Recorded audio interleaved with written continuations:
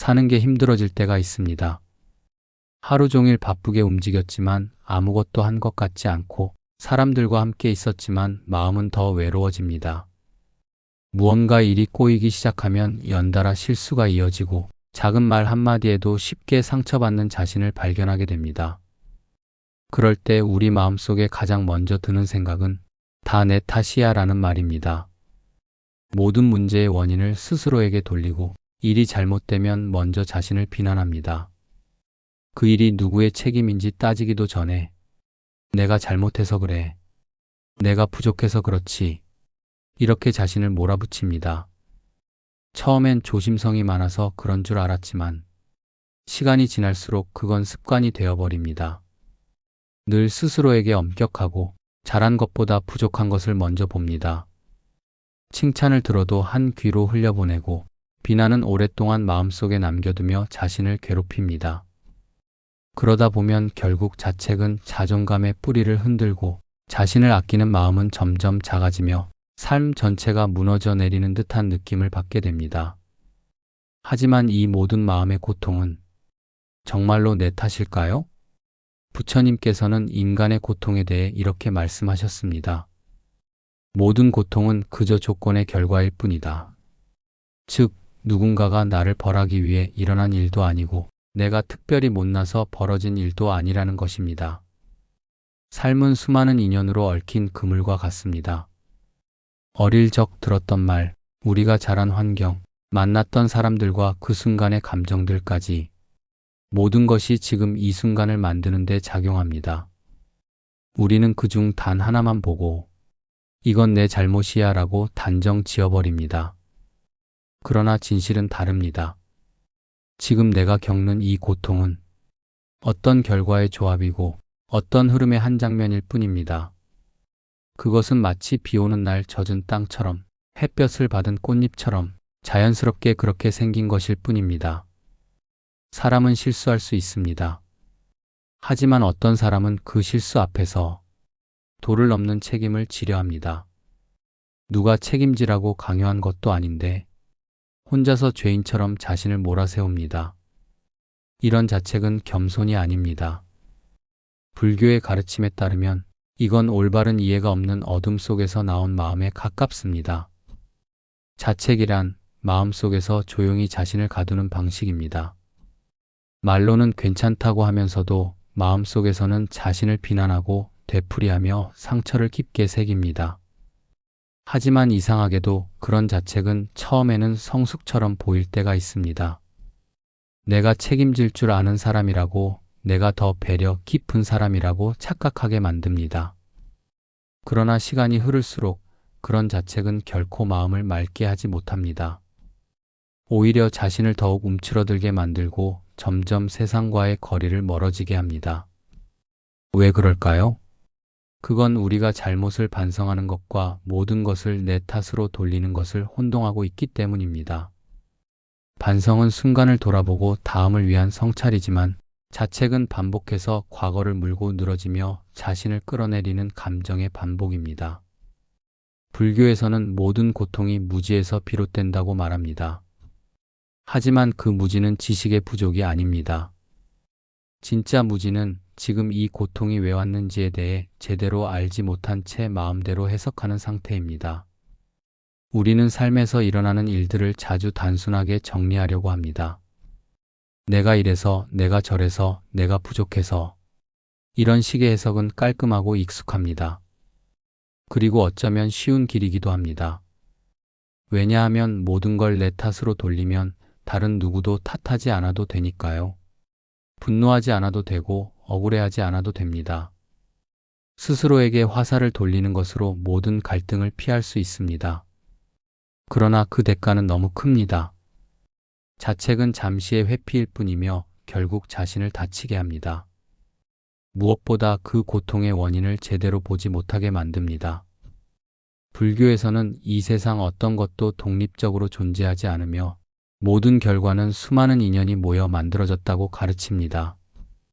그 말은 곧 당신이 지금 겪고 있는 이 괴로움도 단 하나의 실수나 한 사람의 잘못으로 생긴 것이 아니라는 뜻입니다. 그것은 수없이 얽힌 조건과 상황, 당신도 통제할 수 없었던 외부의 흐름 속에서 일어난 일입니다. 그러니 스스로에게 물어보아야 합니다. 나는 지금 나를 정확히 보고 있는가? 지금의 이 고통을 정말 제대로 이해하고 있는가? 바로 그 질문이 무지에서 벗어나는 시작입니다. 그리고 그 순간부터 우리는 조금씩 자책에서 벗어나게 됩니다. 불교에서 말하는 알지 못함은 아무것도 모른다는 뜻이 아니라 삶과 세상, 마음과 관계에 대해 제대로 알지 못한 채 잘못된 방식으로 해석하는 상태를 말합니다. 자책이 바로 그런 경우입니다. 이 고통은 전부 내 잘못이다. 그때 내가 다르게 했더라면 달라졌을 것이다. 이런 말들은 그럴듯해 보이지만 사실은 인연의 법칙을 모르는 마음에서 나옵니다. 이 세상의 모든 일은 단 하나의 이유만으로 생기지 않습니다. 수많은 조건과 상황, 사람과 감정, 그 모든 것이 얽히고 쌓여서 지금 이 순간의 결과를 만들어냅니다. 그런데 자책하는 마음은 그 모든 흐름을 지워버리고 내가 그때 제대로 했더라면 하는 생각 하나로 고통을 단순하게 만들어버립니다. 그것은 자기 자신을 중심에 놓고 모든 책임을 끌어안으려는 과도한 해석이자 착각입니다. 자책이라는 감정은 얼핏 보면 겸손처럼 보일 수 있습니다. 실수한 뒤에 자신을 돌아보고 더 나은 사람이 되기 위해 반성하는 것처럼 느껴지기 때문입니다. 하지만 자주 반복되는 자책은 단순한 성찰이 아닙니다. 그것은 오히려 마음속 깊은 곳에서부터 자신을 지워가는 고요한 폭력이 될 수 있습니다. 문제는 이 자책이라는 감정이 때로는 도덕적인 태도처럼 포장된다는 데 있습니다. 내가 더 참았어야 했어. 내가 아니었으면 일이 이렇게 되지 않았을 거야. 이런 말들은 책임감 있는 사람처럼 보이게 만들지만 사실은 삶을 있는 그대로 보지 못하게 만듭니다. 왜냐하면 그 말 속에는 세상의 모든 인과를 내가 통제할 수 있었어야 한다는 전제가 숨어 있기 때문입니다. 그리고 그것이야말로 불교에서 말하는 바르지 못한 생각의 대표적인 예입니다. 우리는 어떤 일이 잘못되었을 때 결과를 바로잡는 대신 결과를 만든 원인을 내 안에서만 찾으려 합니다. 그것이 더 쉬워 보이고 더 익숙하기 때문입니다. 하지만 그러한 태도는 지금 이 순간을 만든 수많은 인연과 조건을 지워버리는 일이기도 합니다. 그 순간 삶의 흐름은 사라지고 나만 남습니다. 그리고 그나는 점점 더 작아지고 무거워지고 외로워집니다. 스스로를 끊임없이 책임지게 만들고 타인의 역할은 배제한 채 모든 부담을 자신에게만 지우는 것입니다. 이런 방식의 사고는 결국 자기를 해치는 길로 이어집니다. 무언가를 바로 보지 못할 때 그 마음은 어둡고 좁아집니다. 그리고 그 어둠은 자기를 낮추는 척하지만 실은 모든 것을 자기 중심으로 보는 마음과도 연결됩니다. 나는 왜 그때 그렇게밖에 못했을까? 다시 돌아간다면 꼭 다르게 했을 텐데. 그런 후회는 스스로를 향한 처벌로 작동합니다. 그러나 우리는 인생의 모든 국면을 예측할 수 없고 누구도 모든 변수를 제어할 수 없습니다. 그럼에도 불구하고 계속해서 자신만을 문제 삼는다면 그건 삶 전체를 내가 통제할 수 있었어야 한다는 오만한 전제를 깔고 있는 것과 다르지 않습니다. 이제 우리는 그 지점을 바로 보아야 합니다. 자책은 결코 겸손이 아니며 지혜를 가장한 어리석음일 수 있다는 사실을요. 그렇기에 자책이라는 감정은 우리가 제대로 보지 못할 때 찾아오는 어둠 속의 해석이라고 할 수 있습니다. 자기를 낮추는 척하면서 사실은 모든 걸 내가 막을 수 있었어야 했다는 자기 중심적인 생각에 빠져 있는 것입니다. 이것이 바로 어둠 속에 있는 마음입니다. 모든 것을 바로 보지 못하고 스스로에게 덫을 놓는 것입니다. 불교에서는 나는 고정된 존재가 아니다라고 가르칩니다. 세상에 홀로 있는 존재는 없으며 모든 것은 서로 연결되고 조건 속에서 생겨납니다. 그렇기에 어떤 일의 결과도 나 혼자 만든 것도 아니고 나 혼자 책임질 수도 없습니다. 자책은 또 다른 형태의 집착입니다. 지나간 일에 대한 후회, 결과를 바꿀 수 있었을 것이라는 환상, 그리고 지금이라도 벌을 받아야 한다는 왜곡된 죄의식이 자신을 계속 괴롭힙니다. 이 모든 생각에서 벗어나야 비로소 마음이 풀립니다. 그때 우리는 부처님이 말씀하신 것처럼 모든 일은 일어났다가 그저 사라지는 것이라는 사실을 조용히 받아들일 수 있게 됩니다. 오늘도 스스로를 탓하고 있다면 그건 당신이 나빠서가 아니라 아직 삶을 바라보는 눈이 너무 자신만 향해 있기 때문일 수 있습니다. 그 고통은 누구의 벌도 아니고 당신의 잘못도 아닙니다. 우리는 고통을 느끼면 그 원인을 자꾸만 나에게서 찾으려 합니다.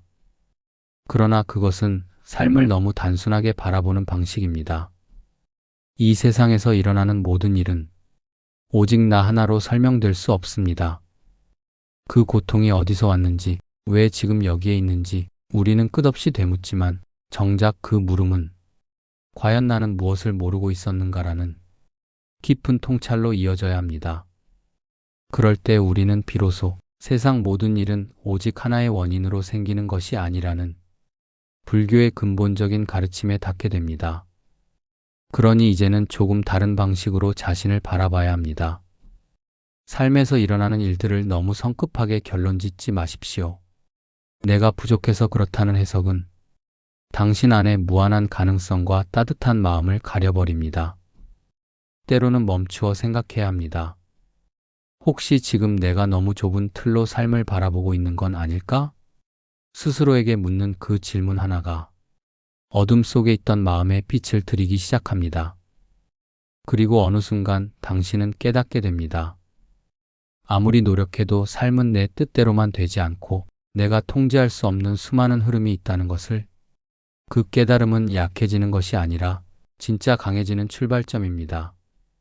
왜냐하면 그때부터 우리는 나를 포함한 모든 존재가 인연으로 연결되어 있음을, 그리고 그 인연은 언제든 변할 수 있다는 사실을 받아들이게 되니까요.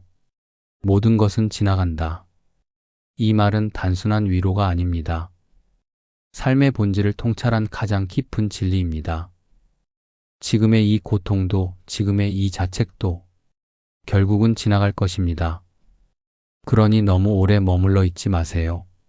지금은 괴로워도, 지금은 힘들어도 그 감정은 결코 당신의 전부가 아닙니다. 당신은 그 고통을 느끼고 있는 존재일 뿐, 고통 그 자체가 아닙니다. 당신이 실수했다고 해서 당신이라는 존재 전체가 틀린 것은 아닙니다.